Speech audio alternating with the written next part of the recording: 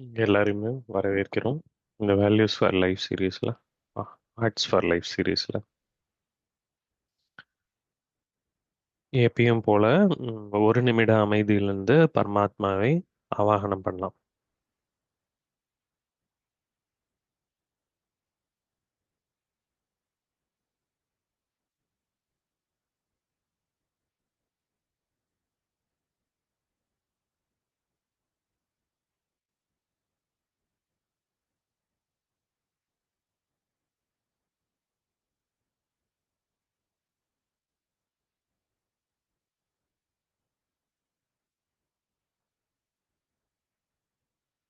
எல்லாரையுமே மறுபடியும் வரவேற்கிறோம். நாம எபிசோட் 10ல இருக்கோம். கற்றல் மற்றும் கற்பித்தல், அதனுடைய கலை பற்றி பார்த்துக்க போகிறோம். எல்லாருக்கும் நம்மளுக்கு இந்த கலையை பற்றி தெரியும். நாம முழு வாழ்க்கையிலையும் கற்றுக்கிட்டு இருக்கோம், கற்பிச்சிட்டு இருக்கோம். இந்த பிரம்மகுமாரிஸ் ஆன்மீக பல்கலைக்கழகத்துல நாம எல்லாருமே ஆன்மீக மாணாக்கர்கள். நாம கத்துக்கவும் கத்துக்கிறோம், சொல்லியும் தரோம். இந்த விஷயத்துல சிஸ்டர் அருணா லாட்வா நம்ம கிட்ட இந்த ஆக்ஸ்ஃபோர்ட் யூகேல இருந்து ஜாயின் பண்ணியிருக்காங்க. எல்லாரும் நம்மளோட இந்த நேரம் நீங்க பகிர்ந்தமைக்காக ரொம்ப நன்றி. ஒரு சின்ன இன்ட்ரடக்ஷன் சிஸ்டர் பத்தி பார்க்கலாம். அவங்க முக்கியமான மெயின் கோஆர்டினேட்டிங் டீம்ல ஒரு மெம்பரா இருக்காங்க ஜிஆர்சி யூகேல. அவங்க ஆன்மீக பாதையை ஒரு சின்ன வயசுலயே ஸ்டார்ட் பண்ணிட்டாங்க, 8 வயசுல. இப்போ 50 வருஷத்துக்கு மேல இந்த ஆன்மீக பயணத்துல இருக்காங்க. ஈஸ்டர்ன் அண்ட் வெஸ்டர்ன் கல்ச்சர்ஸோட பிளெண்ட் இருக்கு அவங்க கிட்ட. கென்யால பிறந்து இங்கிலாந்துல படிச்சு இப்போ அங்க சேவை பண்றாங்க. அவங்களுடைய ஆன்மீக வாழ்க்கையை பத்தி சொல்லணும்னா, வான்கூவர், இஸ்தான்புல், குவைத் சிட்டி, இதெல்லாம் இங்க சேவை தொடங்குறதுக்கு முக்கியமா இருந்திருக்காங்க. அவங்க 8 புக் எழுதியிருக்காங்க. It's time it's time for relationship change அப்படின்னு 8 புக்கு. அவங்க ஒரு ஆக்டிவ் பிளாகராகவும் இருக்காங்க. தாதி ஜானகி அது இன்ஸ்பயர் பண்ணி அவங்க அது பண்றதா சொல்றாங்க.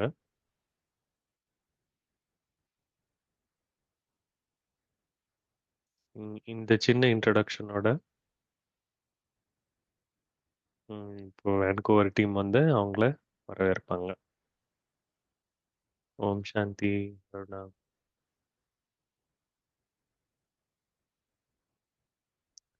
இப்போ இன்னைக்கு இந்த ப்ரோக்ராமுக்கு வரவேற்கிறோம்.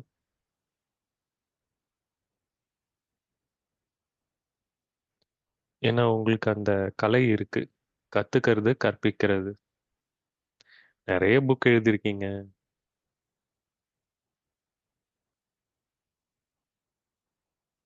நீங்க வேன்கூவர் விட்டு நீங்க போகும்போது கூட நிறைய புக்கு நீங்க விட்டுட்டு போனீங்க. ஓ, நாங்க இன்னைக்கு நிறைய உங்ககிட்ட இருந்து கிடைக்கும்னு நாங்க எதிர்பார்க்கிறோம் கத்துக்கிறதுக்கு. இன்னும் நிறைய உங்களோட சேர்ந்து கத்துக்கணும்னு ஆர்வமா வெயிட் பண்றோம். இப்போ சிஸ்டர் கிளாடியா சொன்ன போல பிரேசில்ல இருக்காங்க. மலர்கள் வேன்கூவர்ல இருந்து கொடுக்கப்படுது சிஸ்டர் அருணாக்கு. Welcome, welcome sister.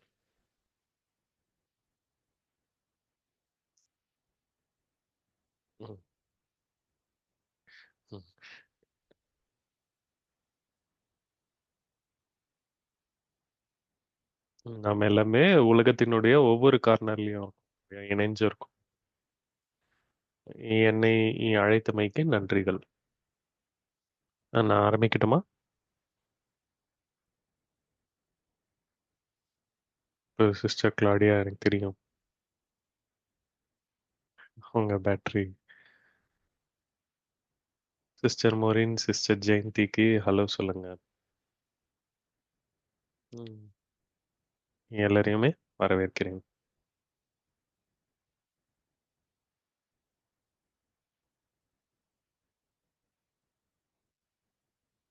நான் இந்த டாபிக் பார்த்த உடனே இது ரொம்ப ஈஸின்னு நினைச்சேன். ஈஸியா பேசலாம்.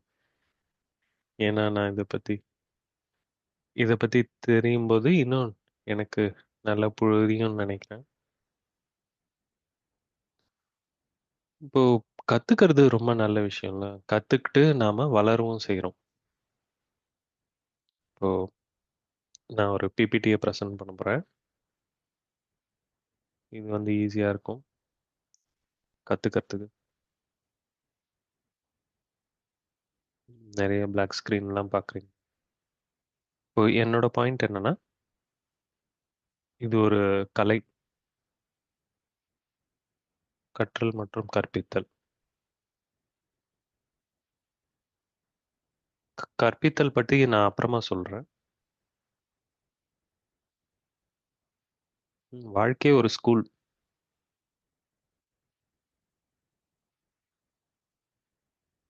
வாழ்க்கையே ஒரு ஸ்கூல். கத்துக்கிறது வந்து வாழ்க்கை முழுவதற்குமானது.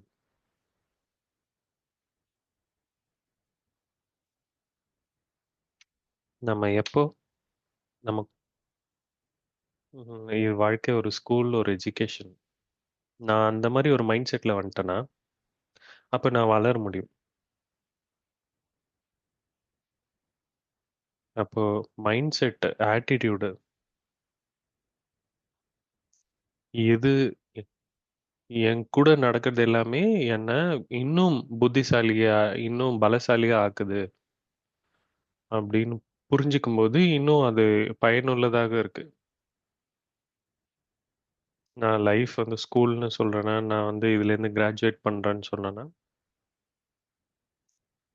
எக்ஸாம் வரலன்னா, பாஸ் பண்ணலன்னா, அப்போ சர்டிஃபிகேட் கிடைக்காது இல்லையா?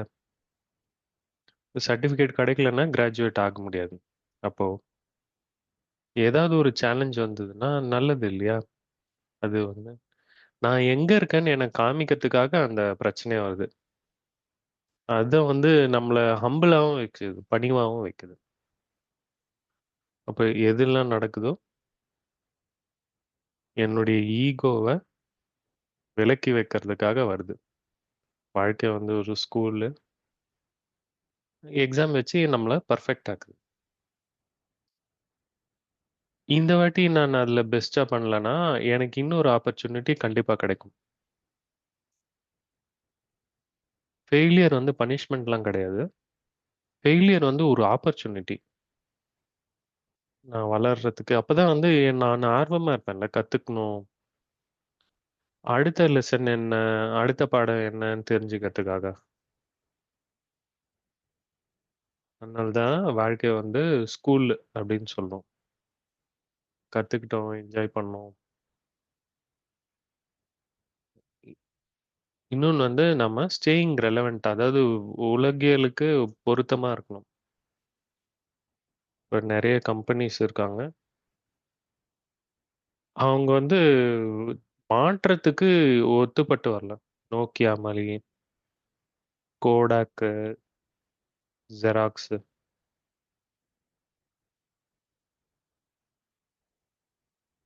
இவங்கலாம் வந்து பெரிய கம்பெனியா இருந்தாங்க வளரும்போது. இப்ப கூட நம்ம சொல்றோம்னா, இப்ப காப்பின்னு தான் சொல்றோம் இல்லையா? ஜெராக்ஸ். அது வந்து நம்மளுடைய வாழ்க்கை மொழியாகவே மாறிடுச்சு. ஜெராக்ஸ் அது. உடனே அவங்க மாத்திக்காததுனால அவங்க அழிஞ்சு போயிட்டாங்க.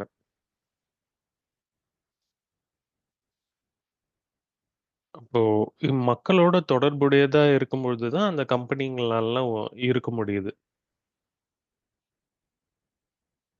இப்ப ஆல்வின் டாஃப்லர்ன்றது ரொம்ப புகழ்பெற்ற எழுத்தாளரா இருக்காங்க. அவங்க வந்து என்ன சொல்றாங்கன்னா, ம் இந்த இல்லிட்ரேட்டா படிக்காத ஜனங்களா 21வது நூற்றாண்டுல யாருன்னு கேட்டா, எழுத படிக்காதவங்க இல்ல.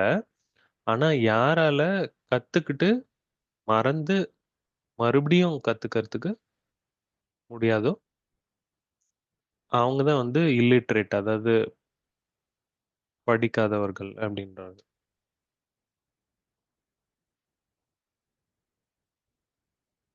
அப்போ இது நானு சொன்னேன் இல்லையா? கம்பெனி அது எல்லாத்துக்குமே இது பொருந்தும்.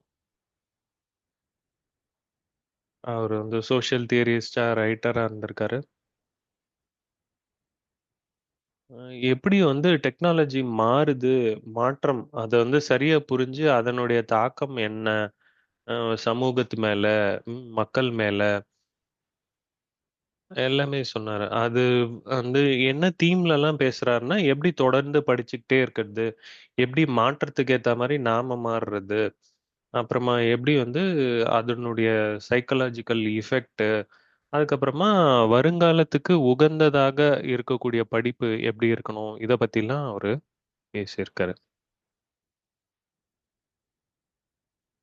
அப்போ நான் உங்கள இந்த கேள்வி கேட்கிறேன். உங்களுடைய மோட்டிவேஷன் என்னவா இருக்கும்? ஆர்வம் என்னவா இருக்கும்? ஏன் நீங்க படிக்கணும்னு நினைக்கிறீங்க?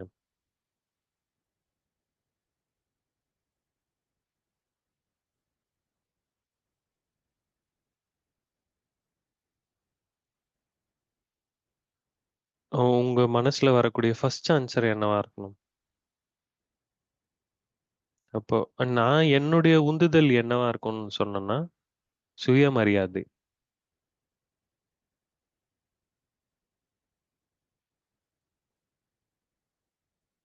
நான் வெறும்ன அது அ என்னை என்ஜாய் பண்றது மட்டும் இல்ல. ஆனா, சுயமரியாதை எனக்கு குடுக்கறதாக நான் நினைக்கிறேன். ம். நேரம் போம்போது, நேரம் செல்ல செல்ல நான் வந்து பின்னாடி போயிடுவேன். இப்போ இங்க விட்டு போயிடுவேன்னா, நான் கத்துக்க மாட்டேங்கிறேன். வாழ்க்கை குடுக்கக்கூடிய பாடத்த கத்துக்காம இருக்கேன். நான் அத ஒதுக்குறேன். இல்லன்னா,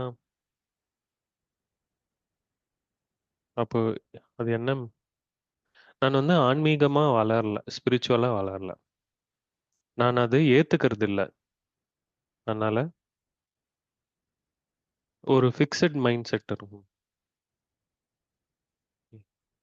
என்னுடைய வாழ்க்கை, என்னுடைய உலகம் வந்து ரொம்ப லிமிட்டடா இருக்கும். அதனால எனக்கு ஒரு லிமிட்டட் பெர்ஸ்பெக்டிவ் தான் இருக்கும். நான் ஜட்ஜ் பண்ணலாம். மக்கள, சிச்சுவேஷன ஜட்ஜ் பண்ணலாம். இப்போ இங்க சுயமரியாதைன்னா என்னன்னா, என்னையும் மரியாதை பண்ணி, நான் மற்றவர்களையும் மரியாதை பண்றது.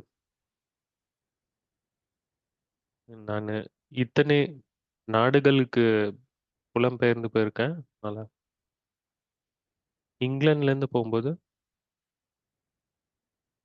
நீங்க இங்கிலாந்துல பண்றது தான் சரின்னு நெனைப்பீங்க. ஆனா, அது கிடையாது. ஆனா, அப்படிதான் நீங்க வளர்க்கப்படுறீங்க. அதான் பிரிட்டிஷ் மைண்ட் செட். அப்போ நீங்க உலகத்தினுடைய வெவ்வேறு பாதைகள் நாடுகள்ல போம்போது, அவங்க இன்னும் வித்தியாசமா பண்றாங்க. ஆனா, அவங்களும் சரியானது தான் பண்றாங்க. அப்போ நாம எல்லா கல்ச்சர் கிட்ட இருந்தும் நல்லது எதுவோ அத கத்துக்கணும். நானு போய் பார்த்த நாடுகள்லாம் என்ன ரொம்ப ஆச்சரியப்படுத்துது. பெரிய சிட்டி, நெறைய மக்களு. அப்போ அங்கிருந்துலாம் நாம நல்லத எடுத்துக்கிட்டுறோம் நமக்குள்ள. அப்போ நானு அம் எங்கேயுமே மாட்டிக்க கூடாது. எனக்கு இது தெரியாது அப்படின்னு மாட்டிக்க கூடாது. எனக்கு தைரியம் இருக்கணும். அ அப்போ இதனால தான் நான் கத்துக்கணும் அப்படின்ற ஆர்வம் எனக்கு இருக்கு. வாழ்க்கை என்னெல்லாம் சொல்லிக் குடுக்குதோ. இப்போ நானு ஒரு சில ஸ்லைட்ஸ் பார்க்கலாம். எல்லாமே வந்து கத்துக்கிறத பத்தி தான். எப்படி வந்து கத்துக்கிறது நம்மளுடைய வாழ்க்கைய ஈஸியாக்குது. இப்ப கத்துக்கிறது, அது வந்து எக்ஸ்ட்ரா ஒர்க் கிடையாது. அது நம்ம செய்யக்கூடிய இன்வெஸ்ட்மென்ட் முதலீடு. அது நம்ம பின்னால நம்மளுடைய டைம காப்பாத்தி குடுக்கும்.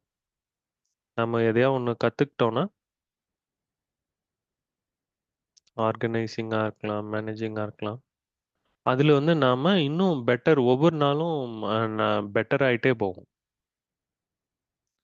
நம்ம எவ்வளோக்கு எவ்வளோ கத்துக்கிறோமோ, அவ்வளோக்கு அவ்வளோ வாழ்க்கை நம்மளோட கட்டுப்பாட்டுல இருக்கும். கண்ட்ரோல்ல இருக்கும். அப்போ நான் கத்துக்கும்போது, என்னுடைய வாழ்க்கைய நானே ஈஸியா ஆக்கிக்கிறேன். அப்போ ஒருத்தர் வந்து மரத்த கட் பண்ணிக்கிட்டே இருந்தாரு. ஆ நான் வந்து ரொம்ப பிஸியா இருக்கேன், பிஸியா இருக்கேன்னு சொல்லி அவரு மரத்த வெட்டுறதுலயே முயற்சி பண்ணியிருந்தாரு. "நீங்க ஏன் உங்க கோடாரிய ஷார்ப்பன் பண்ணக்கூடாது? கூர்மையா ஆக்கக்கூடாது?" அப்படின்னு கேட்டாங்க. நம்ம நிறுத்துனோம்னா என்ன நினைக்கிறோம்? கஷ்டம்னு நினைக்கிறோம். ஆனா, அந்த நடுவுல நிறுத்துறது தான் கத்துக்கிறதுக்கு ஈஸியா இருக்கும். அப்புறமா நம்ம வாழ்க்கையும் சுலபமாகும். லேர்னிங் கத்துக்கிறது வந்து நம்மளுடைய பிரெயின வந்து ஆக்டிவா வச்சுக்கும். அப்போ சுடோக்கு அந்த மாரிலாம் என்ன நீங்க பண்றீங்க? அதனுடைய மகிழ்ச்சி என்னன்னா, டைம் எடுத்துக்கிட்டு உங்களுடைய மெமரிய ஷார்ப்பன் பண்றதுல, அது வந்து எக்சர்சைஸ் பண்றாப்புல. அந்த மசில எக்சர்சைஸ் பண்றாப்புல. அத நீங்க பண்ணீங்கன்னா, மனச ரொம்ப இளமையா வச்சுக்கும். அப்போ போர்டம் இருக்காது. எரிச்சல்லாம் இருக்காது. நம்ம எப்பயுமே அடுத்த அடுத்த குறுக்கெழுத்து என்ன வருதுன்னு பார்ப்போம் இல்லையா? நம்ம நம்ம புதுசா கத்துக்கும்போது, என்ன நான் கத்துக்கலாம் அப்படின்னு சுத்தி பாருங்க. ஃபியூஸு, பிளக்கு அத எப்படி மாத்துறது? என்னோட ஏன் இப்ப இது வந்து ஆண்கள் தான் செய்யணும். இது என்னால செய்ய முடியும் அப்படின்னு யாரோ ஒருத்தர் பண்ணும்போது பார்த்து நான் கத்துக்கிட்டேன்.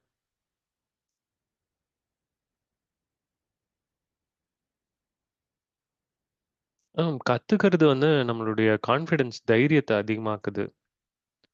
தன்னம்பிக்கைய. நம்மளால புதுசா கத்துக்கும் பொழுது, உலகம் வந்து பயமுறுத்துற மாரி இருக்காது. அப்போ நீங்க உங்க மேலயே உங்களுக்கு நம்பிக்கை அதிகமாகும். ம் சேலஞ்சஸ் வந்து அச்சுறுத்தல் வகையா இருக்காது. நான் வெறுமனே சர்டிஃபிகேட் மட்டும் சொல்லல. டிப்ளமா அத பத்தி மட்டும் சொல்லல. நம்ம பேசாத விஷயத்த பத்தி நான் சொல்றேன். இன்னும் கொஞ்சம் பொறுமையா இருக்கிறது. அந்த மாதிரியான விஷயங்கள் சொல்றேன். எப்ப பேசணும், எப்ப பேசக்கூடாது.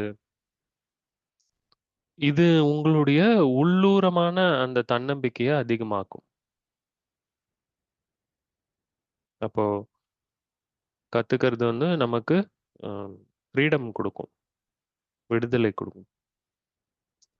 நம்ம புதுசா கத்துக்கும்போது நம்மளுடைய வேலைய மாத்திக்கலாம். நெறைய சம்பாதிக்கலாம். ஒரு புது பிசினஸ் ஆரம்பிக்கலாம். நம்மளுடைய வாழ்க்கையினுடைய பிரச்சனைகள சரி பண்ணிக்கலாம். இப்ப இன்னொரு ஸ்லைடு இருக்கு. எப்படி நம்ம கத்துக்கிட்ட பாடத்த நம்மளோட கூட எடுத்துட்டு போறது?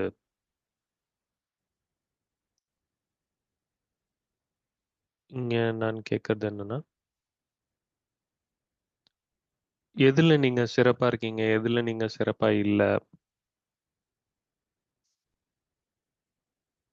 எனக்கு தெரியாது அப்படின்னு நேரடியா சொல்லிட முடியாதுல்ல.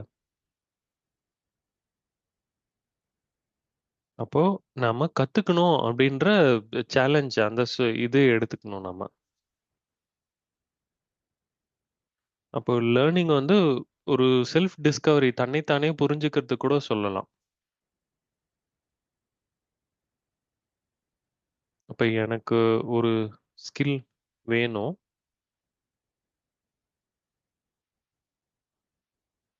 நானு நாலேட்ஜ் ஷேர் பண்ணும்போது, அப்போ அது ஏதாவது ஒரு கம்பெனிய சார்ந்து மட்டும் இல்ல அது. அது வந்து உங்களுடைய சொந்த டேலண்டா இருக்கும்போது, நீங்க இழக்கவே முடியாது. நீங்க எங்க போனீங்கனாலும் அத கூட எடுத்துக்கிட்டே போவீங்க. அதனால தான் கத்துக்கிறது ரொம்ப சேஃபான ஒரு சூப்பர் பவர். கத்துக்கும்போது தான் நீங்க நல்லா சொல்லி தர முடியும். நீங்க கத்துக்கலன்னா, நீங்க எப்படி மத்தவங்களுக்கு சொல்லி தர முடியும்? அப்போ அட்லீஸ்ட் நான் புரிஞ்சுக்கிறதுக்காகயாவது சரியா படிக்கணும். இத பத்தி இன்னும் கொஞ்சம் விரிவா பார்க்கலாம். அப்போ நான் உங்ககிட்ட ஒரு கேள்வி கேட்கணும்னு நெனைக்கிறேன். இன்னைக்கு என்ன கத்துக்கிட்டீங்க? ஒரு நொடி எடுங்க. நானு இன்னைக்கு ஏதாவது கத்துக்கிட்டேனா?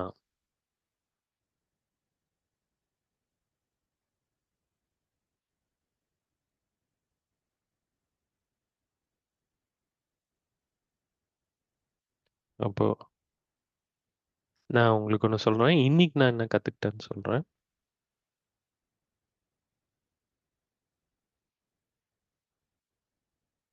நான் ஒரு ஜோக் சொன்னேன். அது சீரியஸா எடுத்துக்கிட்டாங்க. நான் கத்துக்கிட்டேன்னு. என்னோட வாய் எப்படி மூடி வச்சுக்கிறது அப்படின்னு கத்துக்கிட்டேன். நீங்க ஜோக் அடிச்சா கூட அத தவறா புரிஞ்சுக்க முடியும். இதுதான் என்னுடைய இன்னைக்கான லேர்னிங். லேர்னிங் என்ன ஏன் அவ்வளோ இம்பார்ட்டன்ட் நான் சொல்றேன். 2 வாரம் முன்னாடி மிடில் ஈஸ்ட்ல அ நன்றி உணர்வ பத்தி ஒரு டாக் குடுத்தேன். நான் ஒரு பவர்ஃபுல்லான லெசன் கத்துக்கிட்டேன். அந்த லெசன் என்னன்னா, நன்றி உணர்வோட இருக்கும்போது ஒவ்வொரு தடவையும் யாரோ ஒருத்தர அப்ரிஷியேட் பண்றோம், இல்ல எதையாவது ஒரு விஷயத்த அப்ரிஷியேட் பண்றோம்னா, அத திரும்ப திரும்ப செய்யும்போது, அது வந்து ஒரு பிரெயின்ல ஒரு பாதையாவே மாறிடுது. அப்ப அந்த நன்றி உணர்வு வந்து ரொம்ப சக்திசாலியா இருக்கு. அப்போ அது வந்து ஒரு புது நியூரோ பாத்வேய கிரியேட் பண்ணுது. அப்போ போக போக அந்த ஃப்ரேம் வந்து வயர்ட் ஆகுது. இப்ப எதுக்கு நன்றி உணர்வா இருக்கணுமோ, அத பாக்குதே தவிர பிரச்சனைகள பாக்காது. உங்க பிரெயின் வந்து போக போக ம் எத பாராட்டணுமோ அத பாக்க ஆரம்பிச்சிடுது. அந்த நல்லத பாக்க ஆரம்பிச்சிடுது. அப்போ எது நல்லா இருக்கோ அத பார்க்கக்கூடிய பழக்கத்துல வந்துடுறோம். இப்போ நானு ஒரு சில ஸ்டடீஸ் படிச்சேன், பார்த்தேன். அத நான் உங்ககிட்ட ஷேர் பண்ணணும்னு நெனைக்கிறேன். இப்போ ஹார்வர்ட்ல ஒரு ஸ்டடி பண்ணியிருக்காங்க. ஏதாவது மக்கள் தான் இன்னைக்கு ஒரு வாரத்துல என்ன நன்றி உணர்வோட இருக்கணும்னு பார்த்தம்போது, அது அவங்களுக்கு 10 வாரத்துக்கு ரொம்ப ஆப்டிமிஸ்டிக்கா, ரொம்ப தன்னம்பிக்கையோட தங்களுடைய வாழ்க்கைய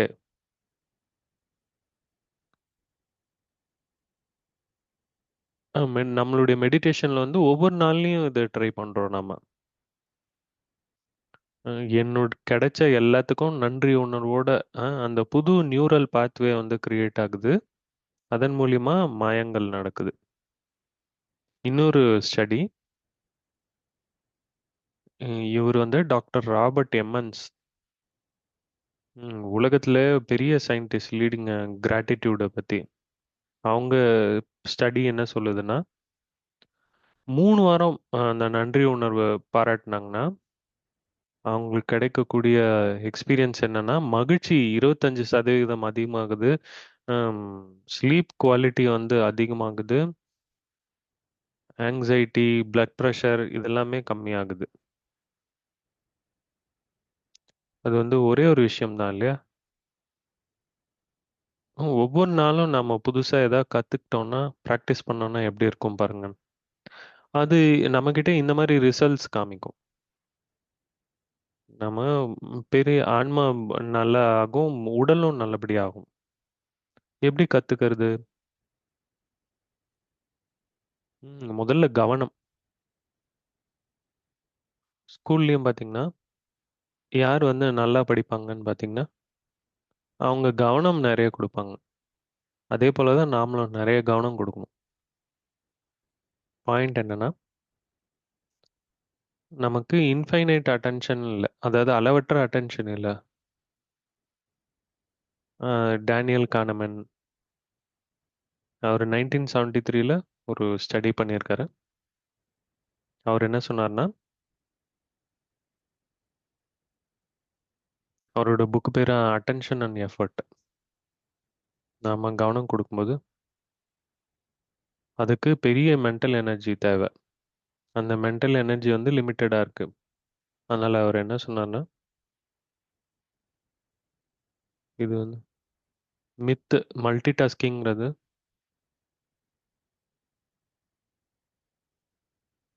ஒரு நேரம் ஒரு வேலை செய்யும்போது, இன்னொரு வேலை செய்யும்போது கவனம் நெறைய இருக்காது அப்படின்னு சொல்றாங்க.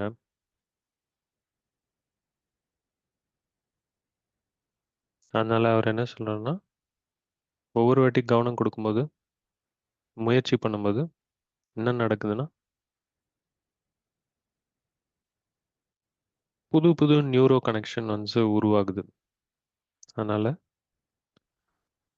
அந்த அட்டென்ஷன் கவனம் போடுறது நல்லது தான். அதனால நாம பெட்டரா சக்சஸ்ஃபுல்லா ஆக முடியும். அதனால இது ஹை எஃபர்ட் தேவைப்படுறதுனால மக்கள் வந்து அத புறக்கணிக்கிறாங்க.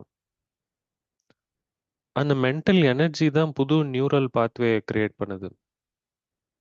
எனக்கு இப்போ கஷ்டமா இருக்கு அப்படின்னு நினைச்சீங்கன்னா கூட,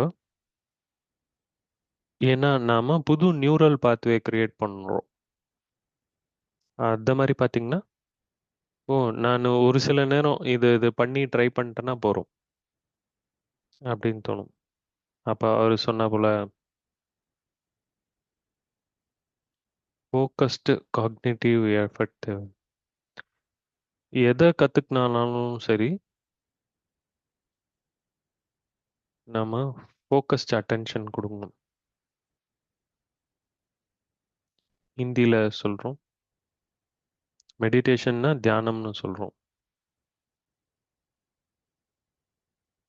தியான்னாலும் அட்டென்ஷன் தான். அப்போ நான் மெடிடேட் பண்ணும்போது என்னுடைய முழு கவனமும் அங்க கொடுக்குறேன். அப்போ ஆன்மீக பாதையில என்ன சொல்றாங்கன்னா, மெடிடேட்டிவ் மைண்ட் மெடிடேஷன் பண்ணிட்டு அத வேலையில கொண்டு வாங்கன்னு சொல்றாங்க. அதாவது அந்த கவனத்த உங்களுடைய வேலையில கொண்டு வாங்க. அந்த மைண்ட் செட்ட உங்களுடைய என்ன வேலை செய்யணுமோ அதுல அந்த அப்படியே கொண்டு வாங்க. அது ஒரு 10, 15 நிமிஷம், 20 நிமிஷம் நீங்க செஞ்சுட்டீங்கன்னா போதும். அப்புறம் நெறைய ரிசல்ட்ஸ் கிடைக்கும். அப்புறமா போக போக அது ஈஸி ஆயிடும். எமோஷன் இத பத்தி நான் படிக்கும்போது என்ன புரிஞ்சுக்கிட்டேன்னா,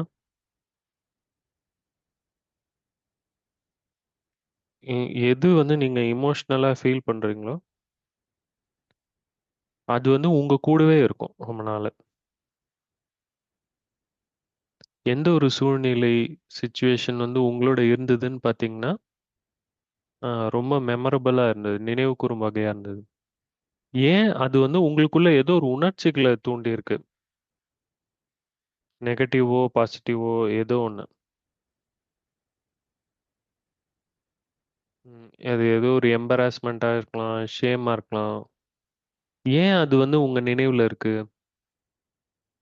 ஏன்னா, அங்க என்ன நடக்குதுன்னா, பிரெயின் வந்து இது ஏதோ முக்கியமானது. ஏன்னா, நீங்க அத பத்தி எமோஷனலா உங்க உணர்ச்சிகள் அதிகமா இருக்குது. அ பிரெயின் வந்து எல்லாத்தையும்லாம் ஞாபகம் வச்சுக்காது. எப்படி அது முடிவு பண்ணுது? எத ஞாபகம் வச்சுக்கணும்னு? எமோஷன் பேஸ் பண்ணி. நம்மளுடைய உணர்ச்சிகள் ஜாஸ்தியாகும்போது, பிரெயின் வந்து முக்கியம்னு நெனச்சு அத இ ஸ்டோர் பண்ணி வச்சுக்குது. அப்போ பிரெயின் அத ரொம்ப டீப்பாவும் ஸ்டோர் பண்ணி வச்சுக்குது. எப்போ வந்து எமோஷன் வந்து ஃபயர் ஆகுதோ, மெமரி வந்து ரீவயர் ஆகுது. நான் ஏற்கனவே கேட்டவும் கேட்டிருக்கேன். நீங்க வந்து பேஷனேட், எமோஷனல் ஆயிட்டீங்கன்னா, அந்த விஷயம் வந்து உங்க புத்தியில நிக்கும். அப்போ அந்த கத்துக்கிறத வந்து எமோஷனலி என்கேஜிங்கா ஆக்கிட்டீங்கன்னா, அது உங்க மனசுல நிக்கும். அந்த டீச்சர் வந்து அத எமோஷனலி என்கேஜிங் ஆக்கணும். டீச்சர் வந்து அவங்களுடைய பர்சனல் ஸ்டோரிய சொல்லும்பொழுது, அது நெறைய ஞாபகம் இருக்கும். அந்த கதை வந்து ஞாபகம் இருக்கும். ஏன்னா, அது நம்மளுடைய இதயத்த தொடுது. ஏன்னா, அது வந்து என்ஜாயபிளா பண்ணணும். பேஷனட்டா பண்ணணும். அப்பம்போது அது நல்ல நினைவு இருக்கும். இன்னும் ஒரு சில விஷயங்கள். ரெப்படிஷன். அது என்னுடைய ஹிந்தியா இருக்கலாம். என்னுடைய இப்ப திரும்ப திரும்ப நம்ம பண்ணும்போது, நடுவுல கொஞ்சோண்டு கி வெ வெளி இடைவெளி விடணும். அப்புறமா மறுபடியும் அங்க திரும்ப வரணும். அப்ப அதுல நீங்க இன்னும் கொஞ்சம் பெட்டர் ஆவீங்க. அதுதான் என்னுடைய அ இதுவா இருந்திருக்கு. ஏதோ ஒண்ணு கத்துக்கும்போது, முதல்ல நல்லா கத்துக்கோங்க. அப்ப கொஞ்சம் இடைவெளி விடுங்க. கொஞ்சம் ஸ்பேஸ் வரும்போது, உள்ளுக்குள்ள என்ன நடக்குதுன்னு தெரியாது. ஆனா, அடுத்த வாட்டி நீங்க வரும்போது, அதுல இன்னும் பெட்டரா இருப்பீங்க. ஒவ்வொரு தடவையும் நான் படிக்கும்போது, இது என்கிட்ட பெட்டரா இருக்கிறத நானே உணர்ந்திருக்கேன். ம். சொல்லுங்க. அத பத்தி ஷேர் பண்ணுங்க. நான் இது நெறைய தடவ முன்னாடி கேட்டுருக்கேன். நீங்க யார்கிட்டயாவது ஷேர் பண்ணீங்கன்னா, உங்ககிட்ட என்ன சொல்லப்பட்டதோ, அத நீங்க வந்து ரீட்டெயின் பண்ண ட்ரை பண்ணுவீங்க. என்னோட நண்பர் வந்து என்கிட்ட சொன்னாரு,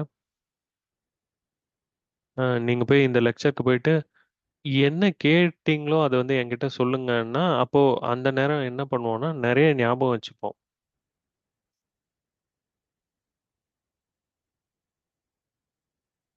அப்போ நீங்க கேட்டத வந்து மத்தவங்களுக்கு சொல்லுங்க, ஷேர் பண்ணுங்க. அப்போ இதுதான் நடக்குது இல்லையா? நாம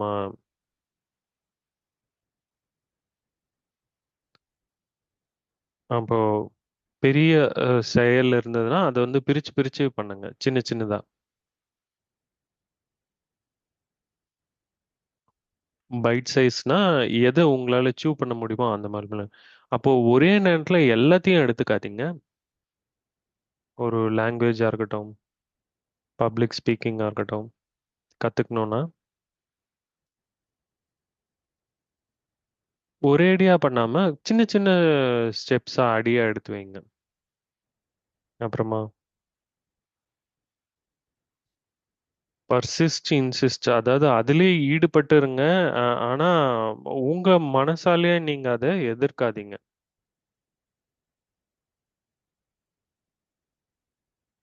அ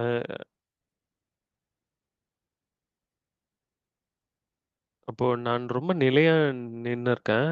நான் என்னுடைய ரைட்டிங் பத்தி எழுதும்போது, நான் ரெஸ்பான்சிபிளா இருக்கணும். ஏதாவது ஒரு விஷயத்த கொண்டு வரணும் வெளியில. அப்போ நானே என்கிட்ட சொன்னேன். இத செய்து தான் ஆகணும்.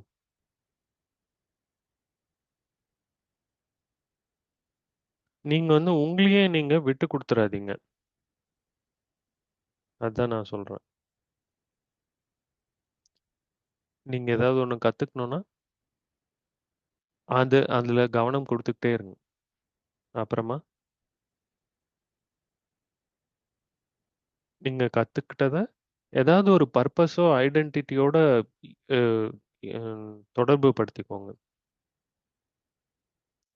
ஏதாவது ஒரு விஷயம் அது பர்சனலா இருக்கணும். அப்போ உங்களுடைய பர்ப்பஸ், ஐடென்டிட்டியோட அத நீங்க கத்துக்கிட்டத தொடர்பு படுத்திக்கணும். நான் வந்து யோகியா இருக்கணும்னா, அதனால தான் நானு கத்துக்கிறேன் டெய்லியும். ஏன்னா, இதுதான் வந்து ஹியூமன் பிஹேவியர். நான் அதுலேருந்து ஏதாவது பயன் அடையலன்னா, அது வந்து அ அது நிக்காது. அதனால அத பர்சனலா ஆக்கணும். யார் அந்த தொடர்பு படுத்திக்கிறாங்களோ, அது அவங்க மனசுல நிக்கும்.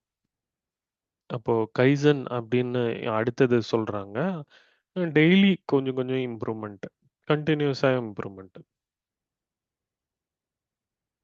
சின்ன சின்னதா நீங்க செய்யும்போது, அது அப்புறமா பெருசா அ விஷயம் வந்து நிக்கும். சின்ன காய்னா மாற்றம். ஜென்னா வந்து அ இது மாற்றம்.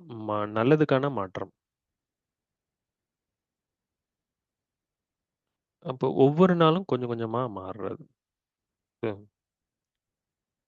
டீச்சிங்க்கு வந்து நான் ஒரே ஒரு ஸ்லைடு தான் வச்சிருக்கேன். நான் ஒரே ஒரு ஸ்லைடு தான் வச்சுக்கிறேன். ஏன் ஒரே ஒரு ஸ்லைடு தான்னு பார்த்தீங்கன்னா,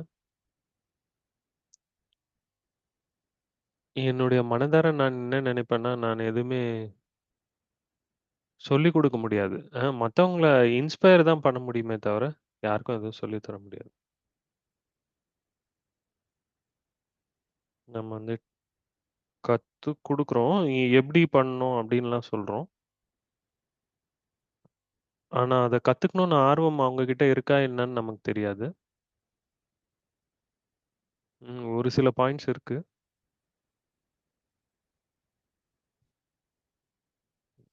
இன்ஸ்பைரிங் அண்டர்ஸ்டாண்டிங் டீச்சிங் கத்துக் குடுக்கறதுன்னா,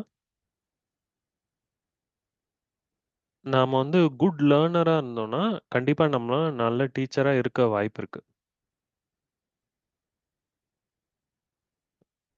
நான் என்னுடைய வாழ்க்கையில வரக்கூடிய விஷயங்கள்லாம் அப்படியே ஏத்துக்கிறேன். என்ன நான் கத்துக்கிறேன். நான் கத்துக்கிறத மத்தவங்களுக்கு ஷேர் பண்றேன். நான் வந்து டீச்லாம் பண்ணல. நான் ஷேர் பண்றேன். டீச்சிங்னா, இப்போ நம்ம ஆன்மீக வாழ்க்கையில பார்க்குறோம். நீங்க என்ன சொல்றீங்களோ, அதன்படி நீங்க நடக்கலன்னா, உங்கள யாரும் ஃபாலோ பண்ண மாட்டாங்க. எப்படி உங்களுடைய வாழ்க்கையில வரக்கூடிய பிரச்சனைகள ஃபேஸ் பண்றீங்க? உங்களுடைய மிஸ்டேக்ஸ் எப்படி ஃபேஸ் பண்றீங்க? அப்போ அப்படி மாடல் பண்ணும். நான் என்ன சொல்லிக் குடுக்குறேனோ, அதுபோல என் வாழ்க்கை இருக்கணும் ஃபர்ஸ்ட்டு. அது மக்கள் வந்து பார்ப்பாங்க. அத வச்சு நீங்க என்ன சொல்லி தர்றீங்கன்னு பார்ப்பாங்க. அப்ப என்னுடைய எக்ஸ்பீரியன்ஸ் மிடில் ஈஸ்ட்ல இருக்கும்போது பார்த்தீங்கன்னா, கற்பிக்கிறதுன்னா அது வந்து ஒரு ரிலேஷன்ஷிப் பில்டிங். ஒரு உறவு உருவாக்குறது. நம்ம வந்து ஃப்ரெண்ட்ஸ் பார்க்குறோம். நமக்கு தெரிஞ்சத ஷேர் பண்ணுவோம். அப்ப அங்க ஃப்ரெண்ட்ஷிப்ப உருவாக்குறோம். நம்பிக்கைய உருவாக்குறோம். அப்ப அத வச்சு நான் என்ன ஷேர் பண்ணணுமோ அத ஷேர் பண்றேன். மிடில் ஈஸ்ட் பத்தி நான் ஏன் சொல்றேன்னா, அங்க நெறைய காலம் நானு இருந்திருக்கேன்.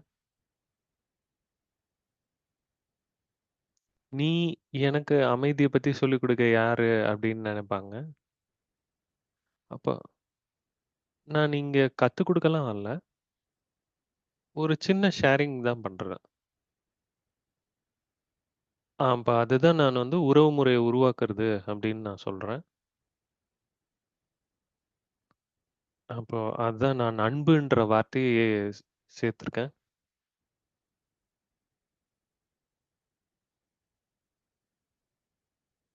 அ எனக்கு நான் என்ன செய்றேனோ அது பிடிச்சிருந்ததுனா தான், அத ரொம்ப அன்பா மற்றவங்களுக்கு பகிர முடியும். அப்புறமா எப்பயுமே அது அடாப்ட் பண்ணிக்கணும். கடந்த 50 வருஷத்துல பாருங்களேன்.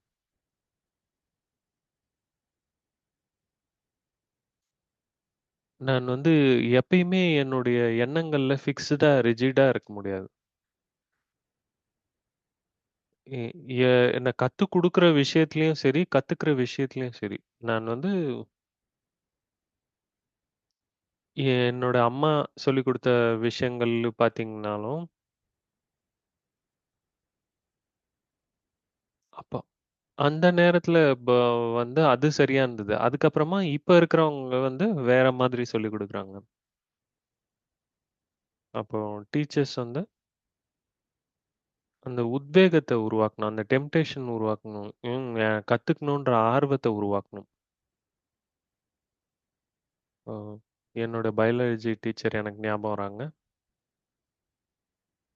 அப்போ எனக்கும் இன்னும் ஒரு சில நண்பர்களுக்கும் நல்லா செஞ்சாங்க.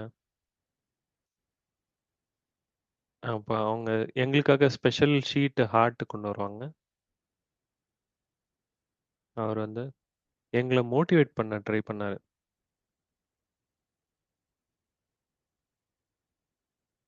இன்னும் கொஞ்சம் எக்ஸ்ட்ரா டைம் குடுப்பாரு. இன்னும் கொஞ்சம் ஆப்பர்ச்சுனிட்டி குடுப்பாரு. அப்போ அந்த லெசன் பிடிச்சிருந்ததுனால,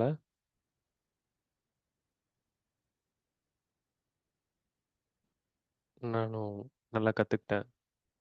அப்புறமா தெளிவு கொண்டு வர்றது. டீச்சரோட வேலை என்னன்னா, அந்த சப்ஜெக்ட்டுக்கு தெளிவு கொண்டு வர்றது. அப்போ அவங்க என்ன ஷேர் பண்றாங்கன்ற ஃபர்ஸ்ட்டு தெளிவு வந்து அவங்களுக்கு இருக்கணும். அ இதுதான் அந்த பாயிண்ட்டு. இது வந்து ஒரு சின்ன ஃபன்னி கோட்டு. Edward Deming. அவர் வந்து அமெரிக்கன் என்ஜினியரு. Modern quality. அவர் வந்து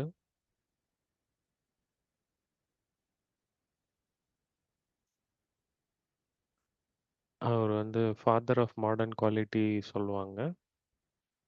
ஜப்பான்லேருந்து இவருடைய தியரி நெறைய எடுத்துக்கிட்டு, அதுலேருந்து தான் 2ஆம் உலகப் போர்லேருந்து மீட்டு எழுந்து வந்தாங்க. அவங்க ஜப்பான்ல டெமிங் பிரைஸ்ன்னு கூட ஒண்ணு இருக்கு. அப்போ அவரு என்ன சொல்றாருன்னா, அது வந்து மாற்றம் மாத்தணும்னு அவசியம் இல்ல.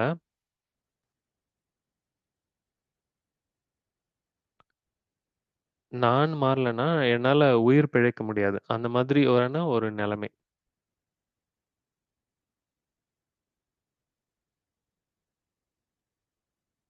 அதனால இது ஒரு நல்ல கோட்டு. இத முடிக்கிறதுக்குன்னு நெனைக்கிறேன்.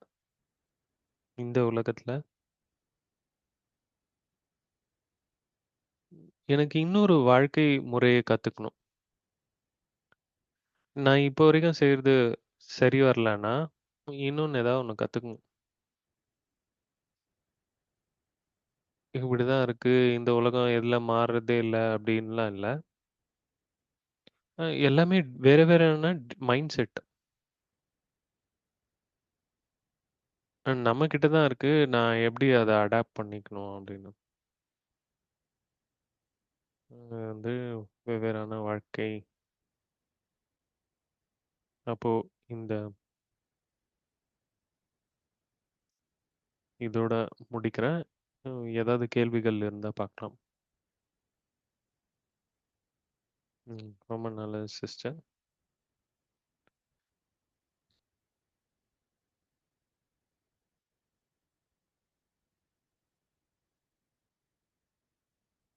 நான் வந்து ஒரு சில சைக்கியாட்ரிக் டிஸார்டர் பத்தி யோசிச்சேன். சைக்கியாட்ரின்றது இப்ப ஒரு ஸ்ட்ராங்கான வேர்டு.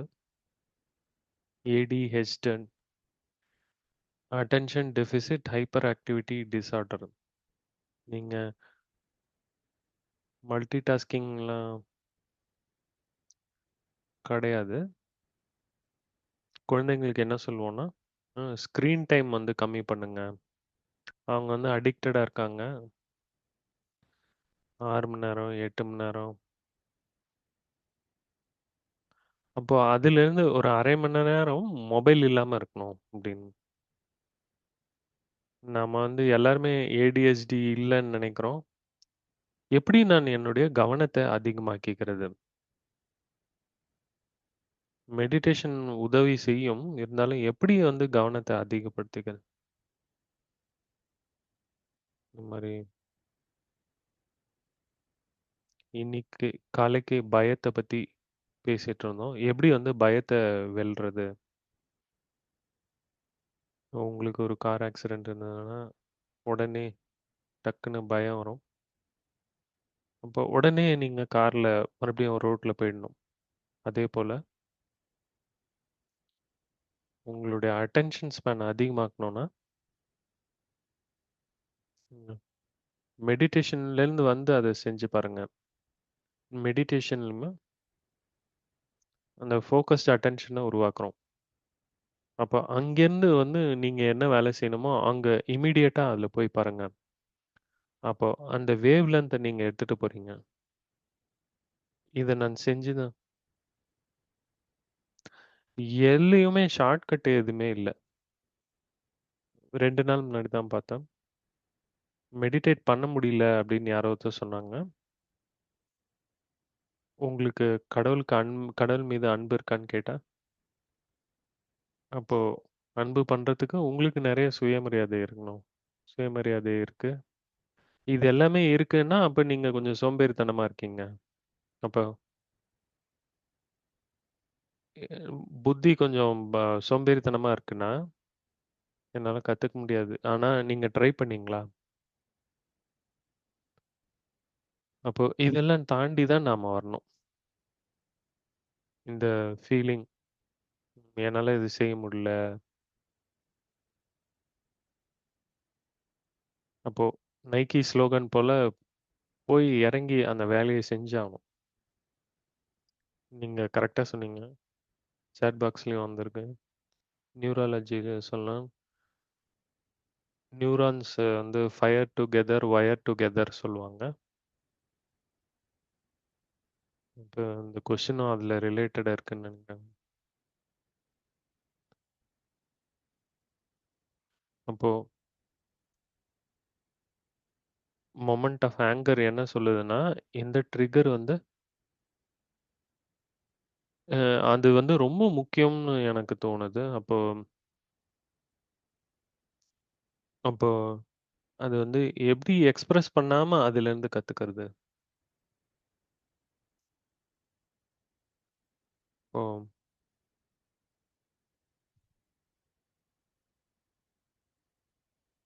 ஓ! இந்த மாரி பண்றது வந்து நெகட்டிவ்ன்னு நினைக்கிறேன்.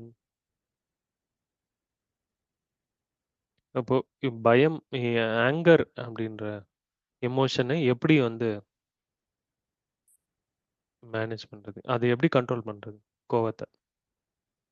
கோவம் வந்து ஒரு எமோஷன். இது ஒரு விஷயத்த சொல்ல வருது. ஏதோ ஒரு விஷயத்து மீது பேஷனேட்டா இருக்கேன். யாரோ ஒருத்தர் லேட்டா வந்தாங்க கூட. நீங்க ஏன் கோவப்படுறீங்க? நீங்க டாக் பண்றீங்க. டாக் பண்ணலனாலும், அவங்க லேட்டா வந்தா நீங்க ஏன் கோவப்படுறீங்க? இப்போ இது என்னுடைய விஷயம். நான் வந்து ரொம்ப ஆழமா போய் பார்க்கணும். என்னுடைய பங்க்சுவாலிட்டியா? இல்ல அது அவமரியாதைன்னு நினைக்கிறேனா? இதெல்லாம் வந்து என்னுடைய புரிதல். ஏன்னா, அடுத்த நபருக்கு நல்ல காரணம் இருக்கலாம். அவர் லேட்டா வர்றதுக்கு. அப்போ என்னுடைய எமோஷன் ஏன் அது ட்ரிகர் ஆகுது அப்படின்னு நான் செக் பண்ணணும். அ நல்லதுன்னா வந்து கோவம் வந்து ஒரு மெசஞ்சர் அப்படின்னு. ஆனா, அதனுடைய நோக்கம் மெசேஜ பார்த்துட்டு ஸ்டக் ஆயிடக்கூடாது. அப்போ அமைதியா இருந்து, மரியாதை குடுத்து, அந்த மெசேஜ பார்க்கணும். அதே நேரம் எமோஷன் ஃபயர் ஆகும்போது, என்ன உண்மையான ரியல் எமோஷன் நீங்க ஃபீல் பண்ணணும்னு நெனைக்கிறீங்க? இப்போ கோவமும், அமைதியும் 2மே எதிர் எதிர் முனையில இருக்கக்கூடியது. அமைதியா இருக்கும்போது என்னால எல்லாத்தையும் கண்ட்ரோல் பண்ண முடியும். கோவம்ல இருக்கும்போது, இப்ப நான் என்ன பண்ணணும்னா, மெடிடேஷன் போது நானு என்ன நான் மேனேஜ் பண்ணணும். அப்போ என்னால வெளியில இருக்கக்கூடிய விஷயத்த கண்ட்ரோல் பண்ண முடியாது. எனக்குள்ள இருக்கக்கூடிய விஷயத்த நான் கண்ட்ரோல் பண்றேன். கோவம்ன்னு வரும்போது, கோவம் வந்து வெளில இருக்கக்கூடிய ஏதோ ஒரு விஷயத்த கண்ட்ரோல் பண்ண ட்ரை பண்ணுது. அப்போ உள்ளுக்குள்ள நான் ரியாக்டிவா இருக்கக்கூடாது. அப்பதான் அந்த நியூரோ பாத்வேய உங்களால கிரியேட் பண்ண முடியும். கண்டிப்பா. இன்னொரு கொஸ்டின் வந்திருக்கு. நெறைய பேரு புதுசா கத்துக்கிறதுக்கு மறுபடியும் நீங்க வந்து பிகினரா மாறிடுறீங்க. அதனால கத்துக்கிறதுக்கு கொஞ்சம் சிரமப்படுறாங்க. அது ஒரு மைண்ட் செட் தான். மறுபடியும் குழந்தை போல இருக்காப்புல தான். இன்னொரு விஷயம் நானு இப்பல்லாம் பார்க்குறேன்.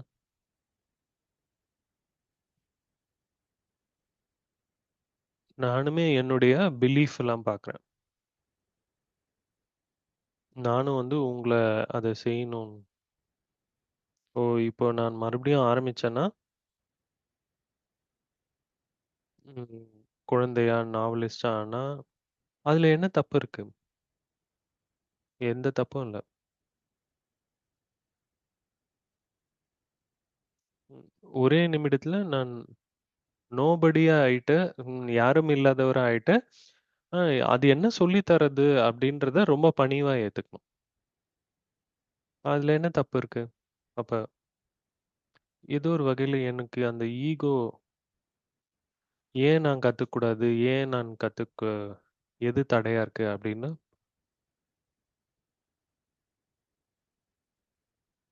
இப்போ நீ எந்த நாள் நீங்க எனக்கு எல்லாம் தெரியும்னு நினைக்கிறீங்களோ, அப்ப நீங்க உங்களுடைய இப்ப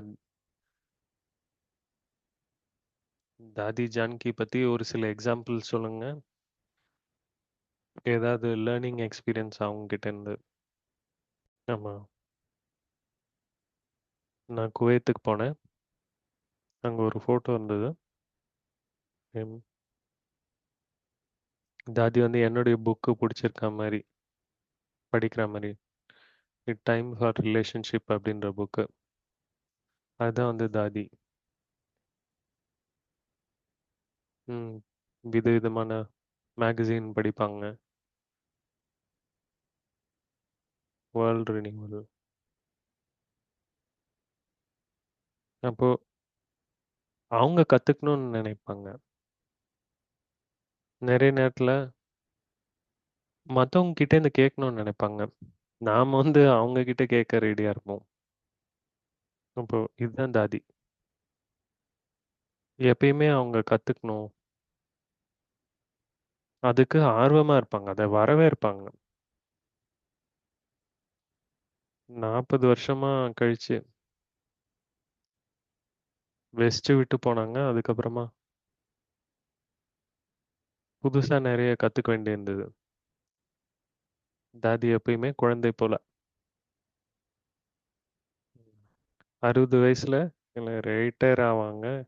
தாதி வந்து புது வாழ்க்கைய ஆரம்பிச்சாங்க. ஸோ, இது நீங்க சொல்லும்பொழுது எனக்கு ஒண்ணு ஞாபகம் வருது. தாதி வந்து தானே ஒரு ரெட் பஸ்ல ஏறுனாங்க. இப்ப பின்னாடி அந்த பஸ் ஓப்பனா இருக்கு. எங்க போறாங்கன்னு தெரியும். எங்க போறாங்கன்னு தெரியாது.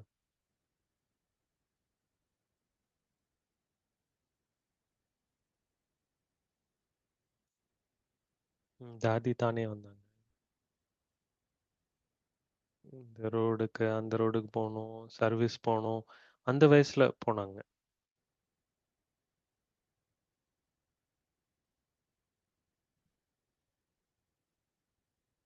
அவங்கள முதல்ல இருந்தே பார்க்க முடியும். அது வச்சு தான் நான் அவங்கள பத்தி கேட்டேன். அப்போ ஜிஆர்சி அந்த மறக்க முடியாது அவங்களோட பிரசன்ஸ். எப்பயுமே அவங்க அங்க இருப்பாங்க. இப்போ 4 நிமிஷம் இருக்கு. இருந்தாலும் ஒரு கேள்வி இருக்கு. எப்படி வந்து ஸ்ட்ரக்சர்ட் லேர்னிங்க பேலன்ஸ் பண்றது? எக்ஸ்பீரியன்ஸ்லேருந்து கிடைக்கக்கூடிய லேர்னிங்கும், இல்ல கோர்சஸ் அண்ட் புக்கு அது எப்படி அத பேலன்ஸ் பண்றது? இப்ப இது நான் புரியுதுன்னு நினைக்கிறேனா என்னன்னு தெரியல. நான் என்ன சொல்லணும்னா, இப்போ எப்பயுமே அந்த நான் கத்துக்கணும் அப்படின்ற ஆர்வம் இருக்கணும். அவ்வளோதான். இந்த வகையிலயும், அந்த வகையிலயும் எந்த வகையில இருந்தாலும் பரவால்ல. ஸ்டூடண்ட் ரெடியா இருக்கும்போது டீச்சர் வந்துருவாங்க அப்படின்னு சொல்லுவாங்க இல்லையா? அந்த மாரி. நான் ரெடின்னு சொன்னா போறும். அப்போ லேர்னிங் வந்து எங்கேருந்து வேணா வரலாம். நீங்க சொன்ன மாரி அடல்ட் லேர்னிங்னா அன்லேர்னிங், ரீலேர்னிங் அப்படின்றோம். மெடிக்கல்லயே பார்த்தீங்கன்னா, சீனியர் டாக்டர்ன்னு சொல்லுவாங்க. நீங்க ஏன் இந்த கான்ஃபரன்ஸ் அட்டெண்ட் பண்ணணும்? ஏன்னா கான்ஸ்டன்ட்டா மாறிட்டே இருக்கு. அப்ப அன்லேர்ன் அப்புறமா ரீலேர்ன். அப்போ நீங்க நெறைய டீச்சிங் பத்தி சொல்ல மாட்டீங்க. எல்லாருமே வந்து ஸ்டூடண்ட்ஸ். இப்போ சிஸ்டர் அனு வந்து வோட் ஆஃப் தேங்க்ஸ் பண்ணுவாங்க. நல்லது சிஸ்டர் அருணா.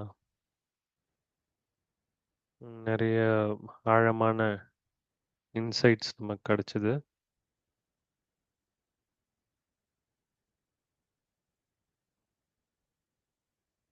இப்ப இது நமக்கு என்ன குடுக்குது அப்படின்னு பார்த்தோம்னா,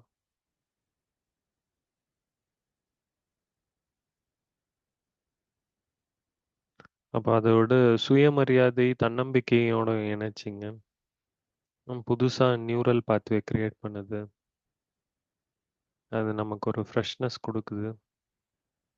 ஒரு ஜாய் குடுக்குது. மகிழ்ச்சிய குடுக்குது. நம்ம மறுபடியும் இத திரும்ப கத்துக்கிட்டு, திரும்ப இத பார்த்து கத்துப்போம். இது வந்து ஒரு பிராக்டிஸ் இல்லையா? எப்படி வந்து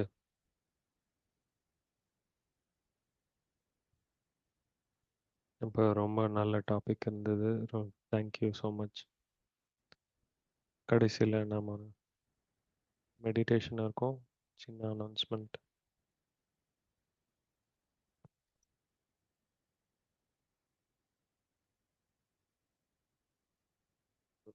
நம்ம ஏபிசிலாம் பிரிச்சிருக்கோம். அது என்ன ஏபிசி அப்படின்னு பார்த்தீங்கன்னா, பின்னா அடுத்த சாட்டர்டே. Inner reflection.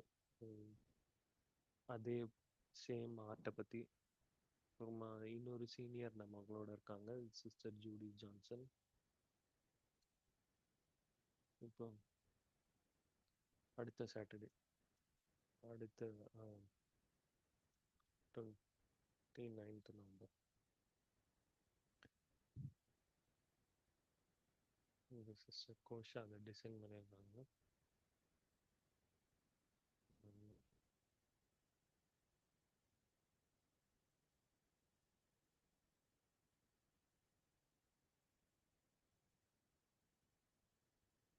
அந்த மெடிடேஷன்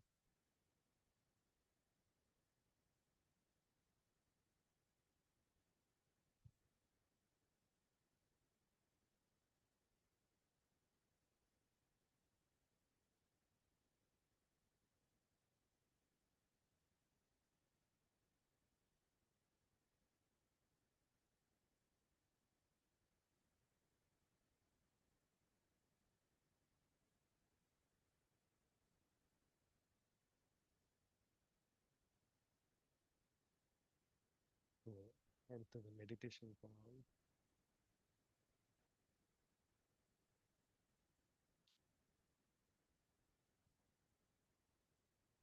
எல்லாம் ரொம்ப கம்ஃபர்டபுளாக உட்காந்துக்கோங்க. ஒரு ஆழமான மூச்சு எடுங்க.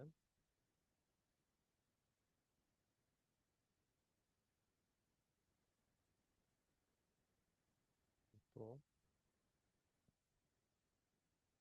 என்னுடைய உள் உலகத்துக்கு போறேன். என்னுடைய உணர்ச்சிகள் மற்றும் எண்ணங்கள் என்னுடைய உலகம். இப்போ முதல்ல நான் என்கிட்ட கேட்குறேன், இப்போ என்ன ஃபீலிங் இருக்கு இந்த நேரம்?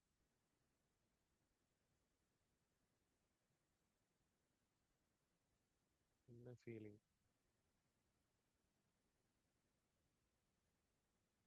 அப்போ நான் இந்த ஃபீலிங்ல இம்ப்ரூவ் பண்ண முடியுமான்னு என்னைய கேட்குறேன்.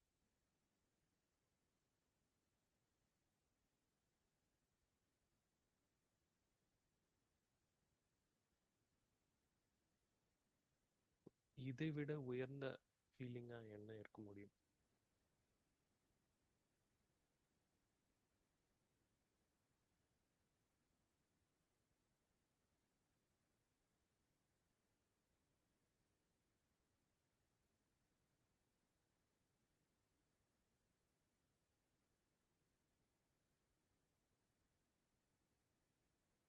ஓ, அந்த ஃபீலிங்ல இருக்க ட்ரை பண்ணுங்க.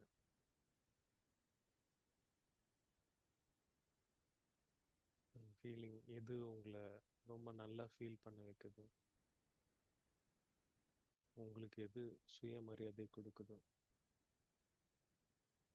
எது உங்களை எம்பவர்ட் பண்ணுது? அமைதியா இருக்கலாம், மகிழ்ச்சியா இருக்கலாம்.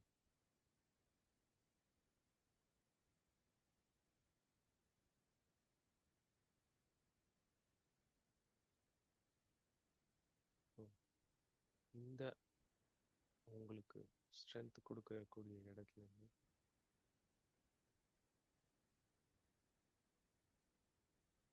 இங்கேருந்து நான் வெளி உலகத்துக்கு போறேன்.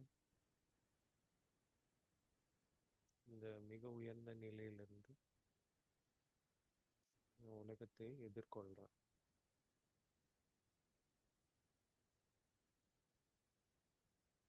நான் முற்றிலுமா ஓப்பனா இருக்கேன்.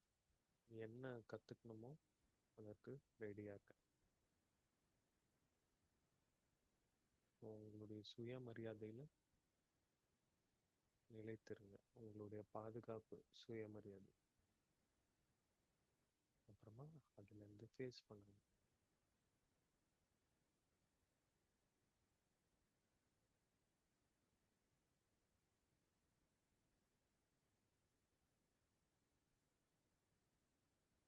அதுல இருந்து நன்மை மட்டும்தான் நடக்கும்.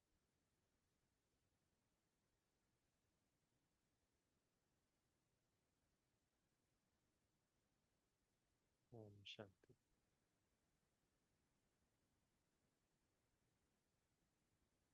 ஓம் சாந்தி. நன்றிகள் மறுபடியும். அடுத்த வாரம் பார்க்கலாம். தேங்க்யூ.